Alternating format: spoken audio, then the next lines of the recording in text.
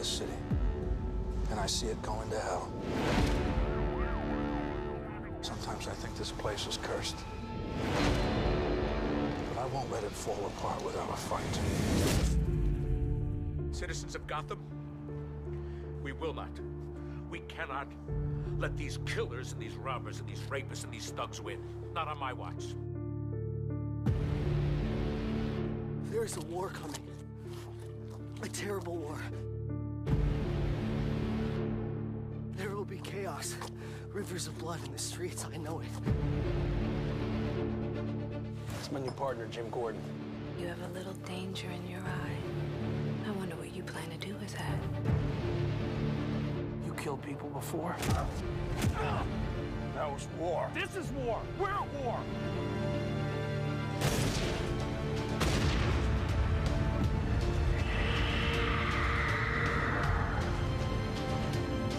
What's your name? My name's Bruce Wayne. I promise you, I will find the man who did this. I'm learning to conquer fear. Fear doesn't need conquering. Fear tells you where the edge is. Somebody has to take over. It might as well be me. Gotham is on a knife edge. This is not a city for nice guys. Stop or I'll shoot!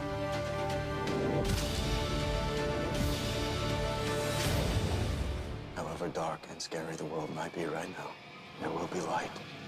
There will be light for us.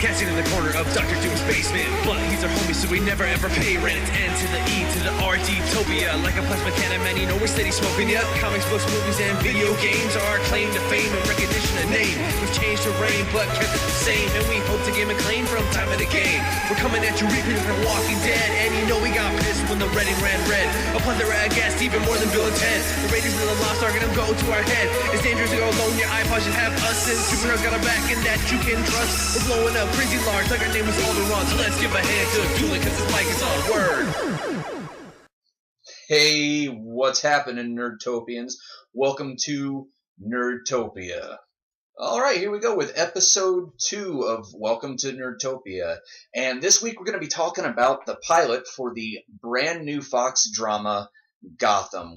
Joining me this week via Skype from the Big Apple, New York City, I have Greg McIver and Rick Rodriguez, 2/3 of the weekly review show, Filmtopiacast 3000. How you doing today, guys? Doing very, very well, thank you. Just absolutely wonderful. I cannot wait to talk about this crappy show with you. I'm just good. Yeah, there we go.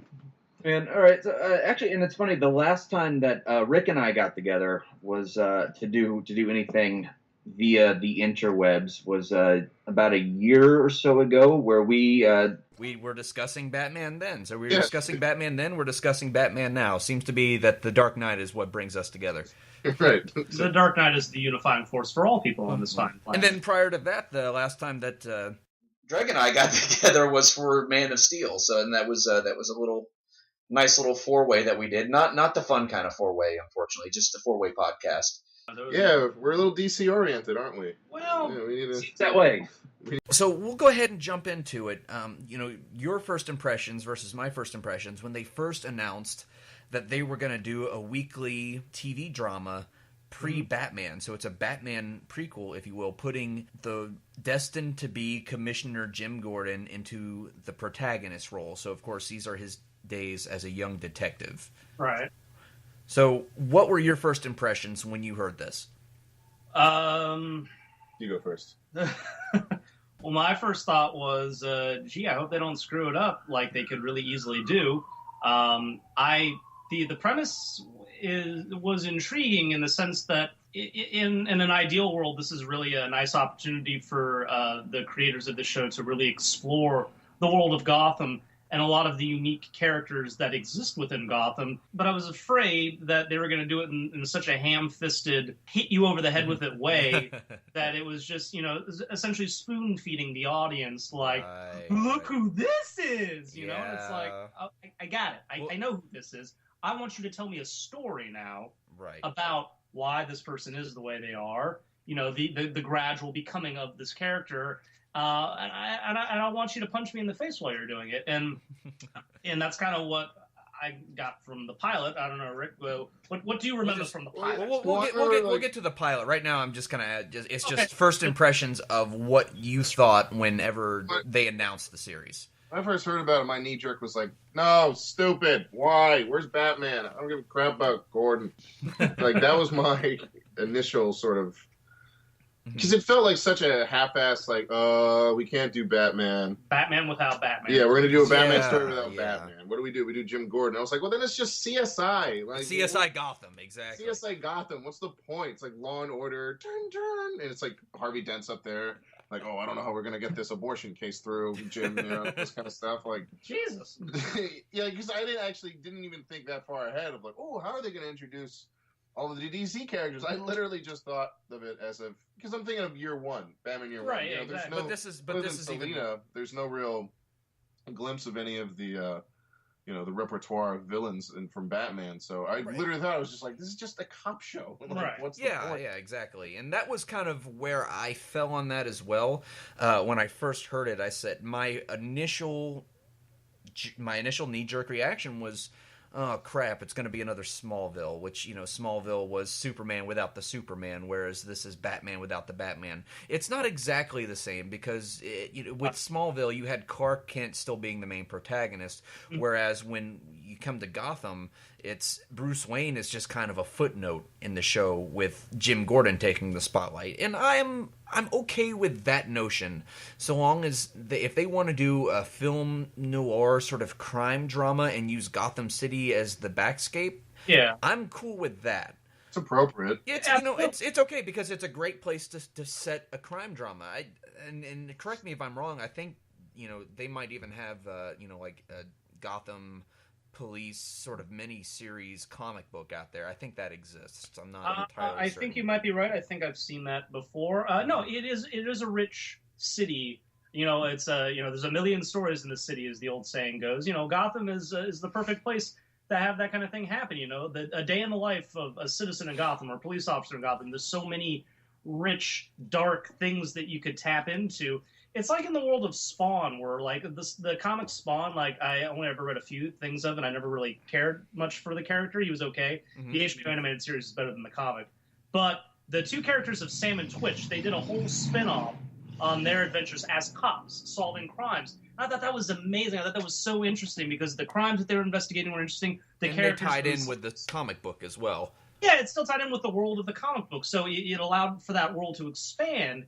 And so, ideally, that's what Gotham, if my dreams of like it being a good TV show are realized, that's what that would do is like, see Jim Gordon really investigating the dark corners of the city. Because by the time Batman arrives onto the scene, like it's pretty much chaos. You've got a lot of villains that are doing their thing, and the city is already widespread corruption.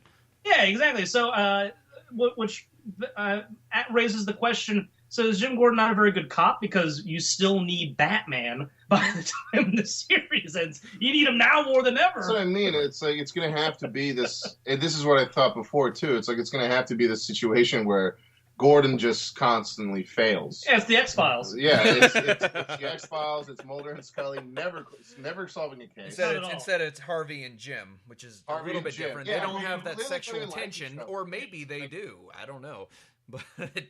I don't like what they're doing with the Bullet character. I mean, we're going to get into the series. I know I'm just throwing that out there. I don't like what they're doing with him at all. Right. But we'll get there. Yeah. So here we go. I felt like this feels. Where do you go with this? Is it that interesting a concept? And that's what we're going to discuss. Right. Judging from the 2 nights ago, it doesn't seem very good. Well, here we go. So that was our first impressions of Gotham. So. Hey, I'll tell you what. We're about to jump into it and start talking about the episode itself. So, should be a little red button there to the side of you. That's our spoiler alert button, Greg. You want to go ahead and hit it? Hit the spoiler button. My right or my left? Well, your stage right. My stage right. So over. Just press the damn button, Greg. On my cheek. It's on your cheek. No, here. Spoiler alert has been pressed. So at this point, guys, if you haven't seen it and you don't want anything ruined for you, then just go ahead and stop, watch it, come back and see this review, because now we're about to jump into it. So we'll start with it. I sat down to watch it, and of course we have the opening. We pan across the familiar city at night, and right away, of course, we know that this is Gotham City. The first thing you see is a young girl, probably maybe 13, 14 years old, running across, leaping from rooftop to rooftop. She steals a wallet, and her makeup was like, she looked like oh my god, they made this 12-year-old like look like a woman. I guess she steals milk, and then she stumbles into an alley where the infamous scene that we've all seen played out in comic books, cartoons, and movies 1,000,001 times is depicted on this series. You know, we see once again Bruce Wayne witnessing the death of his parents, the cold-blooded murder of his parents, right there in Crime Alley in Gotham City. And right there, that's when the bullshit begins, because I didn't like that scene at all. Should I given it away not to go down that alley? I'm gonna like give my 2 cents on the opening. All right. On the one hand, I was sitting here going, what the hell is young Catwoman doing here? She has no business being in this scene. It's just for people to go, oh, that's Catwoman. I know who that is. She's gonna be the narrator, like this is our town, and she's gonna be our narrator. But no. Then we don't see her again until she kind of lurks in corners, and you see her a little bit here and there, but she had no reason for being there. She's pointless. She's absolutely pointless. But continue, please continue. Yeah. And then I saw the scene, I saw the scene where the Waynes get gunned down, and then. For me, actually, I found it a little bit emotionally moving, most likely just due to the kid that plays young Bruce Wayne. I was moved by it. Okay. I don't know. I mean, obviously you guys disagree. So what? I mean, so you see that play out on the big screen. What do you think? It seemed very stiff and lacking in emotions in regards to like, give me your wallet. Okay, I will give you my wallet. Boom. Boom. And it was just like, it was so staccato and just like, irky jerky, I will take your pearls now. Well, what was the dad's line? He was just like, okay. Okay. It's like, what are you, Superman? Well, he was like, fine, rape my wife. It was like, I can take it. Yes. What are you doing?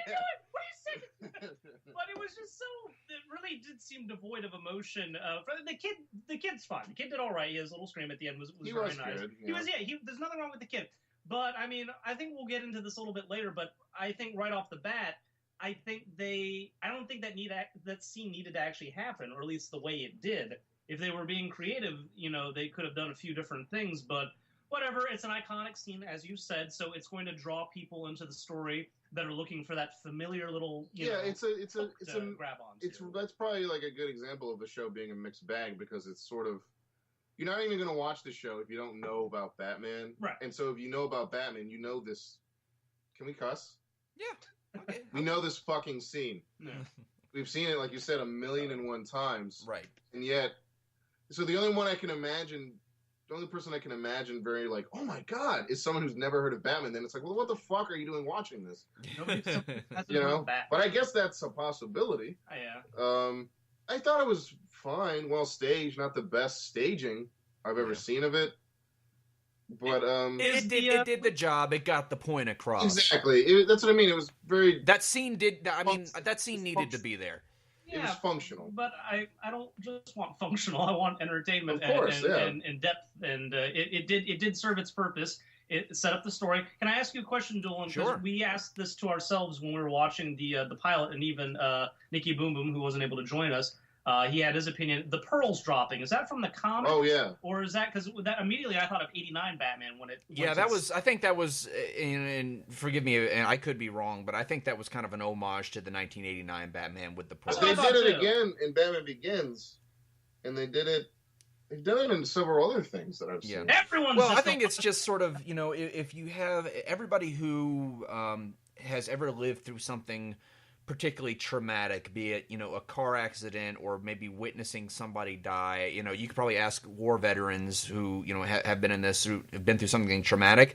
There's usually one thing that they focus on. And I think in the case of young Bruce Wayne, the point that they want to get across is that thing that he plays again in his head over and over and over again is those pearls hitting the ground. No. We're not arguing against it. It was more a question of where did that motif start? Because immediately I thought of 89. I don't have a problem with it. Yeah.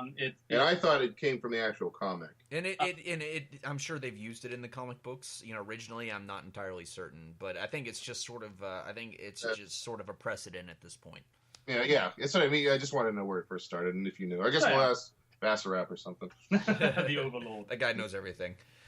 Right. So moving past the murder scene, so we introduce our both our hero and our anti-hero, which is more or less our dynamic duo of this.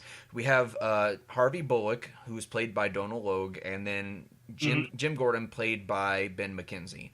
Now, when I see Jim Gordon, the character that I just kept drawing my mind to was like Ethan Hawke in Training Day.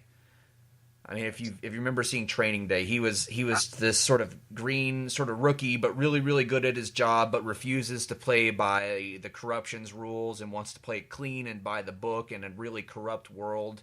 And you can tell he's probably going to try to shake up the system and get into a whole lot of trouble while he does it. He's the honest cop. It's Serpico. Yeah, exactly. It's Serpico. He's an honest cop in a world of crooked cops. Right. So Harvey Bullock is he is probably, he looks at Jim Gordon and just kind of shakes his head, because you can tell Harvey Bullock was probably at one time was James Gordon. And he looks at him and says, you're trying to play by the rules, but you're in a city that doesn't have rules, and you need to adapt and do things the way we do them, or you're going to get yourself and probably me killed at the same time. I feel like they did a pretty good job of establishing that. They did, yes. The very first scene, the guy takes the hostage, and the police have their guns drawn on him, and Gordon basically talks him down to a point until he's able to lay his little trap, and then afterwards Bullock berates him for, you just shoot him, man, just shoot him, and right there the difference between the two is immediately established. Again, in a bit more of a ham-fisted way than I would have preferred. It wasn't too awfully bad. It was just I don't know. I could have been a little bit more delicate with it, but yeah, it did serve its purpose and established the two characters.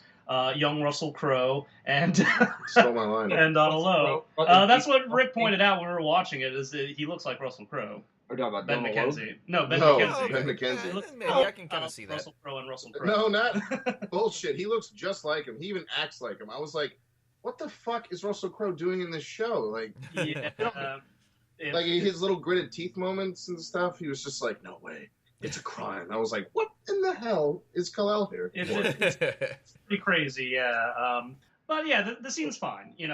I don't even remember the scene. That's how memorable it was. Overall, though, everything with the show, like everything with, I don't know, I did feel like it was muddled, the relationship, because it was sort of like, I like you, but I don't like hate you. Yeah, like, I can't believe you're so corrupt, but you're not so bad. Well, that's the thing with Bullock, is the fact that, he has a different style from those that he works around him, but I was, I guess, maybe more surprised that they were really leaning towards the corruption angle on him, because I never saw Bullock as a corrupt cop. He was a cop that maybe bent the rules a little bit and was a bit of a harsher cop and a bit more of a rough and tumble character. I mean, if you're going to have that element of the buddy cops in this, which is, I think is, you're going to need that character, you're going to need Bullock to kind of be the sidekick. You can't have the two characters agree on everything. There has to be that's where a lot of the drama is going to come from. Yeah, but that's a hell of a thing to disagree about, like, over, like, tainted evidence. Like, that wasn't in Lethal Weapon. Like, should we frame him, Roger?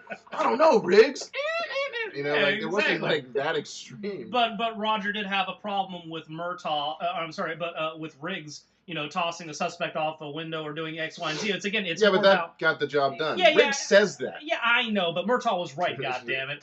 Anyway, they're both on the same side. They both have the same ideas, just different ways of going about them. And with this, I didn't feel like that. This is but you know what? I have a confession. I think Donald Logue sucks as an actor. I've never liked him. He's beautiful in The Patriot. What are you talking about? No, he sucks balls, and he always goes for this little hey, I'm a kind of a a douchebag, and but I'm also kind of nice. He always goes for this kind of go-between performance, and I think it's obnoxious as shit.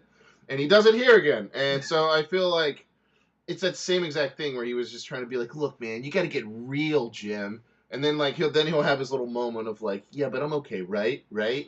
He's very preening, and I can't stand. And he kind of has that here. I understand what you guys are talking about. That yeah, you're right. There needs to be. It can't just be milk, right? Yes, we'll have milk. They're just constantly agreeing on what the lunch order is going to bring and what the. Hold on, let me speak. There can't be too much of a good thing. I just feel it was muddled. Just their camaraderie. Halfway through, I was clearly these guys should not be working together. But then the chief is you guys are going to work together. That's it. Or off camera they did it. So I was just confused. I was why? It felt off to me. Yeah. Fair enough. I get that. So they're called in to investigate the Wayne murder, and so we have Jim and Bruce Wayne are meeting there for the first time.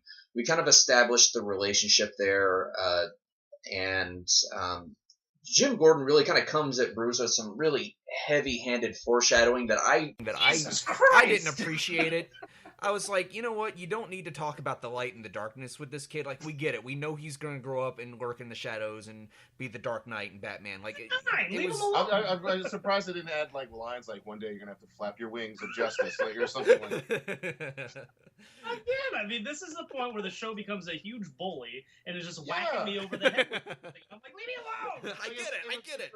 It's you know what? It's, in Christopher Nolan's Batman where Jim Gordon comes in and drapes the blanket over the kid. That was really all you needed. Or him just to say, chin up, kid, it's going to be okay. I'm going to find the people who did it. That was all you needed. He remembers that they ain't so bad. Years later. Or I like the point where he gets Bruce to open up to him by talking about it. He witnessed his own father's death when he was a kid, and now the same. I like that, but when he starts getting into the you're gonna have to be brave. Light is coming. Edgar Allan Poe and stories. Yeah, exactly. I couldn't believe it. I was like, oh my god. This show is now trying to prove to us that it's really smart and it's poetic. See, even I actually was of course your dad's dead. No, he's right over there. He's fine. He's just hey, Jim. He's over there waving. Hey, proud of you, buddy. It was just once again I'm surprised I didn't go the route of that's why I became a cop. All right. Rollo Tomasi, killed my father, and I'm trying to find him and all this stuff. Right. Right. But we've got some more ground to cover here, so we'll keep on moving. Yeah, let's move on. And then we have they introduce Pertwee as Alfred, which I thought, okay, that's fine. We don't have the same old can I persuade you to take a sandwich with you, sir? We have kind of this sort of. I mean, it's you go into the comic books. Alfred was not this pansy, butler serving tea and crumpets. He was. Right.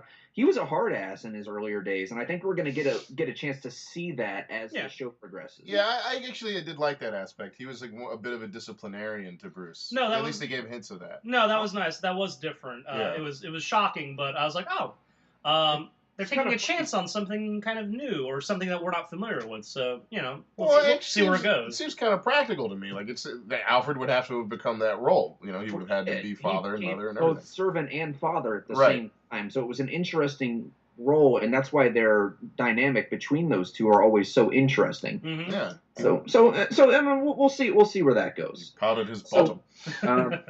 So Harvey and Jim start out on the case. They look to find the killers.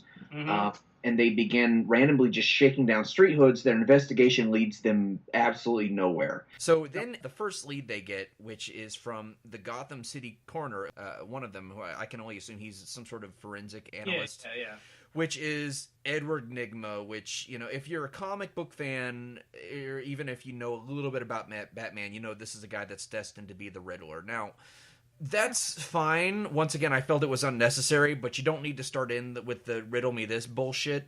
Like, that was... off the bat! Oh, it was cringeworthy. What is a knife? That's not a like, knife! Motherfucker, just like, if the fans understand that he is the Riddler, or will be the Riddler, then great. Just leave it at that. You don't, and if they don't, then that's too damn bad. Just move on. We don't need to draw attention to it. That part I felt was a little bit heavy-handed. We're coming to basically a culmination here. Once we get a little bit further into this, we're going to talk about why this is just awful, and not just because it's ham-fisted, but just it's just damaging to the series in and of itself. But let's continue on. So yeah, they introduced Nigma, and he's telling riddles, and they don't like it. He's annoying, and it was just like, what was the line? It was like, "Enough with the riddles, Nigma," or some shit like that. Something to that occasion, yeah. And at that point, I just wanted to grab my blankie and my juice bottle and go to bed. He might as well have been dressed like the Riddler. I might fucking want like standing there in take that hat off in a suit with question marks on it. Like, why the hell? Why are you dressed so weird, Riddler? I mean, Nigma. Like, yeah, give us our evidence. So they they go to one of Carmine Falcone's head captains, who is played by Jada Pinkett Smith. First of all, I don't understand what the fuck kind of name Fish Mooney is, unless that can be like a setup for when the penguin comes back later. It's like the penguin eats the fish or whatever when he eventually takes over, which you know he will. I just feel like that's once again very ham-fisted. I was okay with introducing a crime boss that we haven't seen before. That I'm okay with. I'm okay with having Falcone kind of being a character that's in the background, because we know that he's been the person in power for many, many years prior to Batman. So I'm okay with that. And I'm okay with the character has to be from the comic. No, not at all. Not at all. This is an opportunity for the show to tell us some new stories here. That's where not everybody needs to have an already, listed history of things and events that happen, and the show basically just is the taskmaster of having to play those out, come up with something new. So yeah, I don't mind the character of Fish Mooney, even though her name is stupid. Her name is stupid. And then we introduce her, her little right-hand man, her little do-boy, who is obviously a crazy sociopath, Oswald Cobblepot, and, they call him Oswald. But then, apparently and I was okay with that, too, because, obviously he started out in a life of crime. We get to see how he's going to rise to power. I'm okay with them using the Penguin. What I don't like is it was very lazy writing for them just to be like, this is the name that we use to pick on you. We call you the Penguin. And he's, I hate that name. Okay, why? Why do you call him the Penguin? For what purpose, other than the fact that he's wearing he wears black and white, I guess? He's not even fat at this point. He's wearing a suit, and he's got a pointed nose. He's got a bad leg now. Apparently he's got a bad leg now. Okay. He's holding an umbrella, which, umbrellas and penguins go together. Just they made him like tigers and stripes. They made him like a fucking working psychopath. Well, he might as well have been the Joker. Holding the umbrella. It's like, he was so extreme. I don't understand how people weren't like, isn't this guy a little off his rocker? Maybe we don't want to work with him in our little criminal organization. Like, look at him. He's giggling and pissing himself, And again, just the show breaks out its bazooka and shoots you right between the eyes with information, not storytelling, nothing gradual or poetic about anything. Just look who we have here, and it's like, God damn it, this show is like a third grade bully. I seriously, I was getting amused at this point. But I guess so. Yeah, they introduced the Penguin. They introduced the Penguin. He doesn't like that name. So, we find out that the cops actually work another with. Drink. I'll be right back. Okay. You want me to wait or?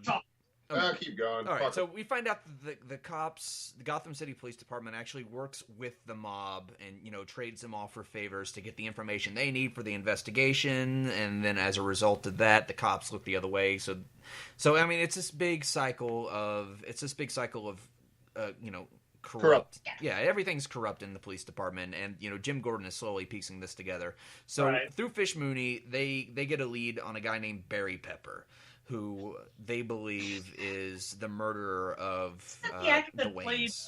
Yeah, was that really his name, Barry? Barry Pepper was the name of the character.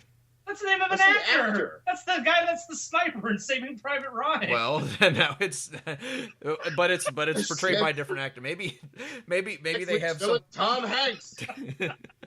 Tom Hanks killed the Waynes. Oh my god! And Danny DeVito was the clock king. I don't know. That's stupid. Hey, Gordon. That's another level of laziness. They just went to IMDb and it happened to be Barry Pepper's birthday. Like, that's the character's name right there. Barry Pepper, name it. Oh, but you know, funny. but it's just not enough. It's just not enough that we're gonna have to create this new character. No. We're not gonna do that. We're gonna throw another. We're gonna hit you over the head with another future Batman character there. So this little red-haired girl, little red-haired stepchild, answers the door, and her name is Ivy Pepper. Stepchild. Yeah, well, not really a stepchild. I just like to say redheaded stepchild. But her name is Ivy Pepper. For a second, I thought that was an actual explanation for why they changed her name. Ivy. Oh, maybe they did, because I remember her name in the comic book was Pamela Isley. Yeah. And so I'm like, well, what is this Ivy Pepper bullshit? And then she's like all playing with her plants. I'm like, what fucking 8-year-old plays with plants? Like, it was just. You know who thinks that people do that? The 5-year-old that wrote this goddamn show. That's who. Ivy goddamn Pepper. Oh my god. Continue, please. I'm just. No, that's fine. It bothered me too, buddy. It bothered me too.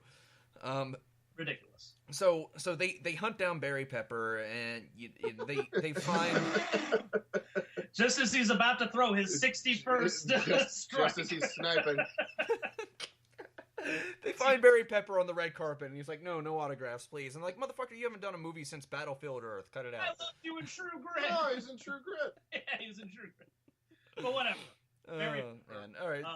So they find an important piece of evidence that links him to the murder, and then of course he fights. He comes at Jim Gordon, and Harvey Bullock guns him down. So what was that? Remember that the dialogue for the scene? It was like, "Hey, I have some questions for." Oh God! And the guy just like runs away. I was like, "Wow, that was a hell of an interrogation." I don't know nothing. and then Barry Pepper, who is made famous for playing a New York Yankee, runs with the speed of Babe Ruth because Gordon cannot keep up with this guy who looks like he's about to drop dead from his third triple. Oh yeah, we were sitting there watching, and the big fat guy's like running like miles ahead of Jim Gordon. It was amazing. And like we're sitting there quietly, and I'm just like, catch the fucker. And then he sits out of a door, and then he's just disappeared. Pepper has blended into his surroundings. I thought he was gonna like fly down from a rafter. Oh god. That's really where Batman learned all of his tricks, was from Barry Pepper. Oh my god, his name is Barry Pepper. Fuck this show. Seriously. All right, so yes, as you said, he gets gunned down by. So the plot has progressed. So the plot is progressing at this point, and we then discover that Pepper was innocent, and he was being framed by Fish Mooney. Fish Mooney, who is in what was the name of the other investigators? It's Lieutenant Montoya, and then I don't remember the other gentleman's name. Montoya, and then like Tay Diggs look-alike. Yeah, Tay Diggs looking guy. Yeah, Detective Tay Diggs look-alike. I just know Montoya from the animated series. That needs to happen in the show. So they're like, all right, Detective Tay Diggs look-alike. That's not my. Shut up. Come on. So they framed this guy because for reasons that we don't know yet. So he was completely innocent of the Wayne's murders after the fact that Jim Gordon has gone to the Wayne's funeral and told young Bruce Wayne the murderer is dead. We got him. But he finds this out, and he wants to go out and reopen the case. And this is where Bullock and Catgirl visited the funeral. Yeah, she was there. Who was? Oh yeah, Catwoman was there for no reason whatsoever. Catgirl. She's just watching Bruce Wayne for whatever reason. We don't know why. She's just kind of there. Catgirl. And Jim Gordon wants to reopen the case. Bullock tells him, no, don't do it. It's not worth it. Even though the killer's still out there, you want to let this one lie. Jim Gordon, being the idealist, just won't have it. Absolutely not. A murderer is still at large. Mm-hmm. I'm going to get to the bottom of this. So he goes to see Fish Mooney and question her. And of course, if you do that to a mob boss, their men are going to come after you. So they They attack him and drag him away, and Bullock comes to rescue him just in time as he's about to get strung up at this meat processing facility. Because, you know, that sounds like a great idea. Don't just kill him and be done with it. No, we're gonna have to do the whole thing. They explain to me, it kind of with when Bullock comes to rescue him, he gets captured as well, and they get strung up. And it's kind of one of those things where I felt like it was a throwback to the 1960s Batman, where there's Is this the end of our dynamic duo? Tune in next time. I was just like, this is like something out of the frickin' 60s, man. Anyways, that being said, you know, right as you know, our two main characters are about to die, and that's one of the drawbacks of doing a prequel show is you know who's going to die and who isn't. If you've never heard of the character before, likely at some point in time, they're going to die. If the character is integral to the story that comes after, you know they're going to survive. So that it kind of takes away, because you know that Jim Gordon is never going to be in any real danger. He might lose something that's valuable to him, like, you know, I don't know, his fiance that we never see named Barbara. I wonder where he named his daughter from. Wait, I thought that blonde lady was Barbara. Yeah, but he names his daughter after. Well, because, you know, and I'm just speculating here, but what's probably going to happen at some point during the series is she's going to get murdered. But do you remember Barbara Gordon being that, like, even in year one, was she like I don't even know what the hell she was. Was she a lawyer? Barbara Gordon is James Gordon's daughter.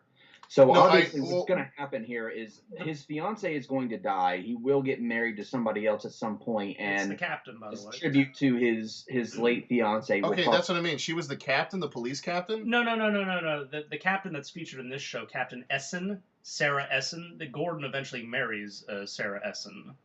Yeah. So this woman is going to die, is basically what they're setting us up for. Oh, absolutely. Who is this woman? I didn't understand who she was. Barbara is his fiance. Yeah, but what was she doing in what in Manhattan would be a $3 million apartment? Gordon's on the take, dude! Well, they also gave some hints that she has kind of a shady past that Jim Gordon doesn't know about. Yeah, but they go to her with information. Montoya goes to her. Yeah, like, because so I was she like, has a shady past. Is she a lawyer? Things. She was. Plus, they also were threatening to get. They were threatening her, and she had the personality of a toe. Indeed, but yeah, Gordon's obviously on the take. So all of Bullock's preaching of like you have to learn to bend, you know, is worthless because Gordon's already bending because there's no way they can afford that apartment. Which they didn't even have to do because wasn't he like tempted to give the case to Montoya and Taye Diggs anyway? Yeah, just because he didn't want it. He didn't want the case. No, so then why fucking take it? Because the plot says he had to. Oh, I'm sorry. I'm sorry. So, wouldn't have a show. I'll also say, you know, the little nod to the possible Joker on stage when Bullock was on the because that's taken right out of Killing Joke. Yeah, I know. And I'm okay with that aspect of it. You know, I know the whole thing's a little heavy-handed, but they said they were going to, you know, once the season maybe introduce a possibility for a character that may eventually become the Joker, but they'll never actually tell you who it is. I am totally okay with that. Bruno Heller said that it would be really subtle, you wouldn't notice it, and it would be way down the line. Not the very first episode as a stand-up comedian joking about death.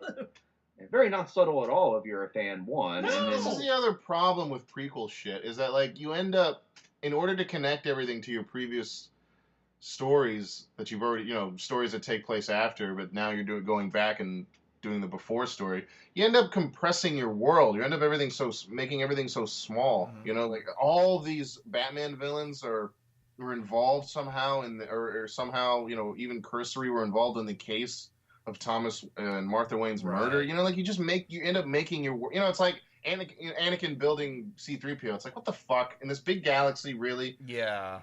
You know, like you just end up making your great mythology a tiny, tiny little mythology, you know?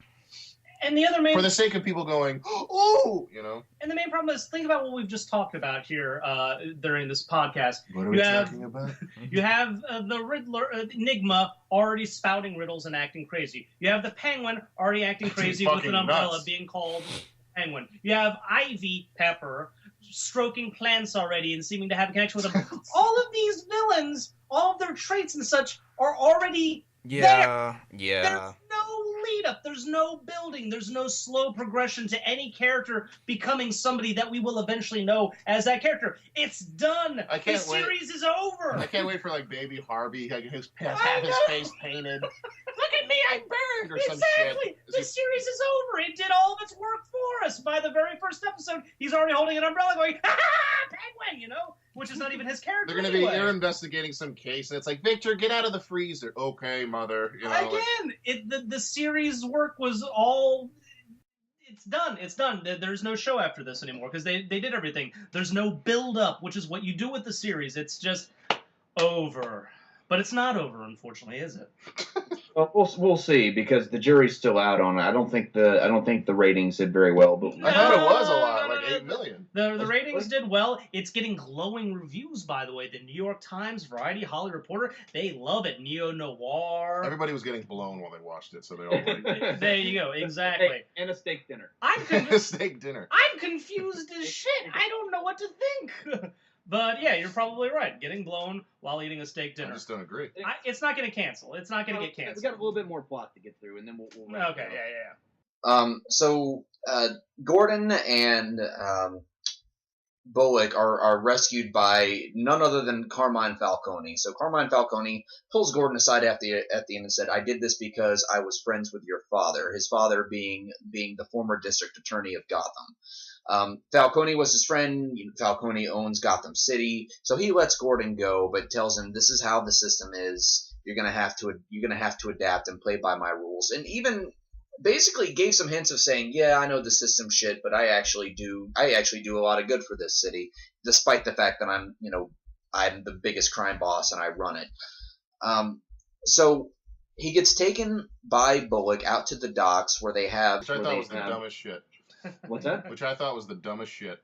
Yeah, I agree. Falcone's little speech. Falcone's monologue. I love this city. I don't want to see it burn as I burn it.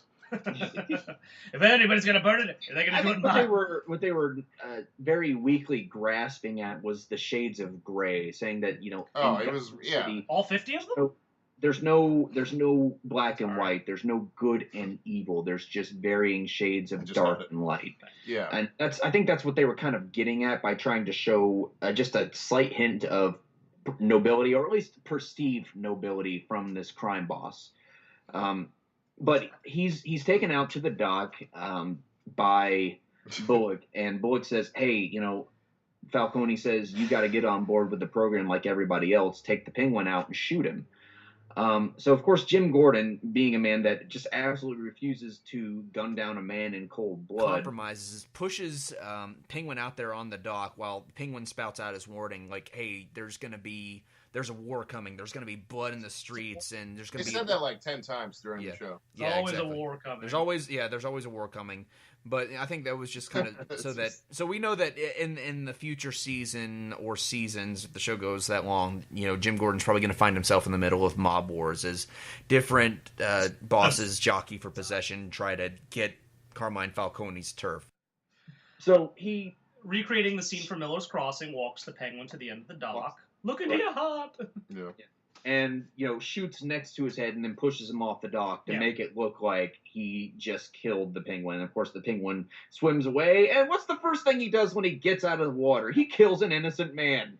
Good job, Jim Gordon. Because that's the character of the Penguin. They seem to be going more towards the schizophrenic maniac. Yeah. And killed him for a turkey sandwich. Like, I don't even understand. I thought he was going to eat the fish that the guy had caught. That's what they were doing that too. That's a good enough reason to kill anybody, right? Not just hey, it's freezing, I'm cold, can I have your sandwich? And the guy probably would have been like, oh yeah, here, let me call you an ambulance. He's a maniac. They made the Penguin a goddamn maniac. Why? Penguin was like, an aristocratic guy. A crime boss. He was calculating. But he wasn't Danny DeVito in Batman Returns. He wasn't this animal. Even in Batman Returns, he's provoked. And this one, he's just like. No, he got provoked by those guys during the scene in the alley. So, see, he was made fun of. He was provoked. They made fun of him. They called him Penguin. Therefore, he killed the guy for a sandwich. Mm-hmm. Exactly. He finally realized. Wait a minute. I am a penguin. So finally, they boil down to it, and then in the prologue scene, we have Jim back at Wayne Manor with young Bruce Wayne, who is, once again, in a very foreshadowing fashion, is standing on the rooftop of Wayne Manor looking to jump down. Why? We don't know. It's just very heavy-handed foreshadowing. And he tells Bruce that the real killer is still out there, and I'm sorry, but I'm gonna clean up Gotham, and I'm gonna find your parents' killer. And for no reason whatsoever, Catwoman's watching us right now. Don't know why. She has no reason to be there once again. And then Jim Gordon drives away, and thus we have the opening pilot of the show. Gotham. Gotham. Gotham. Yeah, I thought this was awful. I in my worst dreams realized of just not interested in telling its own story, developing its own mythology. It's just basically plastering the screen with images and pictures and sounds that we're already familiar with from other iterations of this story, and that's it. I'm completely dumbfounded, but I'm not, because it's not exactly like it's a new thing for shows and movies to disappoint. I just if you give it a 1 to 10 scale for me, if you would. 3 or 4 maybe. Okay, would you 4 if I'm being generous? Are you gonna watch it again, or are you? Yeah, no, I will watch it again because I. That's weird because I was gonna give it like a 5 for like, hey, the costume designers did their part. The lighting people did their part. Yeah, I'll give it a 4 for that. But I'll still watch because I'm interested to see where it goes from here. It's sort of like a train wreck, I can't help but look away. It was nice to see Queens and Brooklyn. Very much, yeah, exactly. I wanted to see Gotham, though. They filmed that in New York? Yeah. Yeah, easily. Definitely street stuff. Easily. But no, I will continue to watch because I'm curious to see, will it get any better? Was this just a case of first night jitters and nervousness? They're not a fucking live show. I know, but I'm just saying, we got nervous. We've got to play, please our audience with this very first episode. But maybe they'll refine their touch, as the episodes go on. So, out of curiosity, yes, I will continue to watch. Well, let me know. I will. There's Rick's answer right there. I don't think he's going to be watching. No, unless you guys tell me differently. Like, hey, actually, it got better. I'm kind of like, I got too many other. There's too many. Give me your 1 to 10 scale. Probably a 5, and that's what I mean. Just for like technical stuff was nice. Okay. The show looked good. Mm-hmm. I think the editing was way too frantic, like over caffeinated. It was like real quick cuts, and then. But, the costumes look nice and everyone's makeup looked good. Sure. And the performances from, like, Gordon, Crow as Gordon was really good. Despite the fact I don't like Donald Logue, I guess he served his purpose. Yeah. Even Jada Pinkett Smith, I feel like, kind of had her finger on the button of what show she was in, so she did a kind of like... They were committed, yeah. She did, like, a menacing tongue-in-cheek performance. Yeah, no, they were committed to what they were doing. Yeah, so, like... It's not their fault. So, like, But other than that, yeah, it was just way too much of a clusterfuck of amateurism for me in terms of writing. Yeah. That it just wasn't enough for me. Absolutely. On my end, I think I'm going to have to give it a 6 out of 10, simply because, it was very corny. It was very ham-fisted.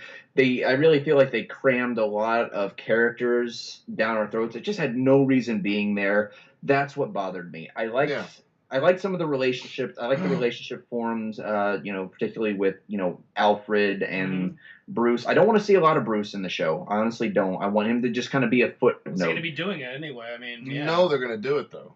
I don't know. We don't know that for sure. You're going to get a hot dog, Jim? Sure, Bruce. I'm your surrogate father now. Yeah, it's going to be like Catgirl staring at him in first grade or whatever, however old he is, like...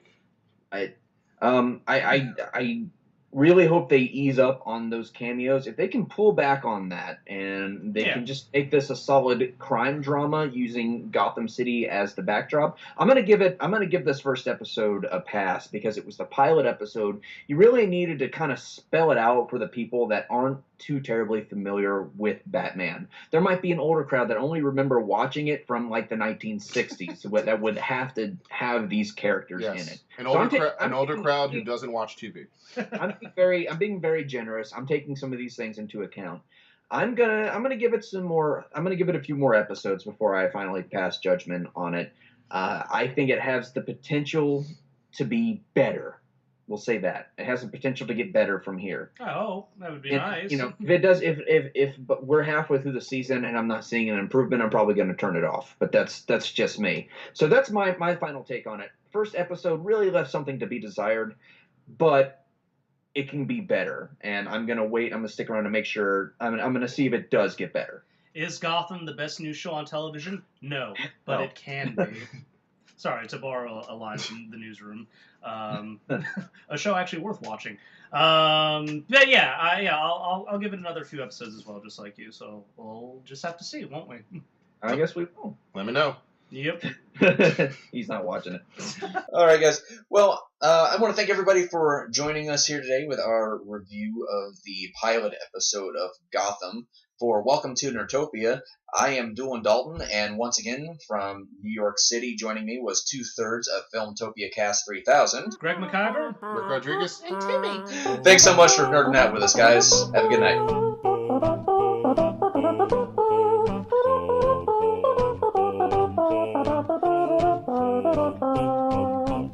Do-do-do.